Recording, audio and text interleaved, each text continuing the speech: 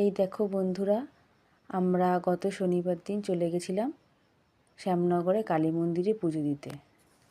এখানে পুরো পৌষ মাস জুড়ে মেলা বসে আর অনেক মানুষ এখানে পুজো দিতে আসে।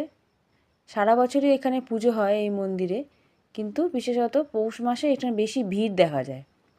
এই দেখো কত সুন্দর সুন্দর জিনিস এখানে বিক্রি হচ্ছে। কুট্টুস তো যা দেখছে তাই ওর চাই, যা দেখছে খেলার জিনিস খাবার জিনিস সবই ওর লাগবে, কিন্তু বাচ্চা মানুষ সব কিছু তো কিনে দেওয়া ওকে সম্ভব না।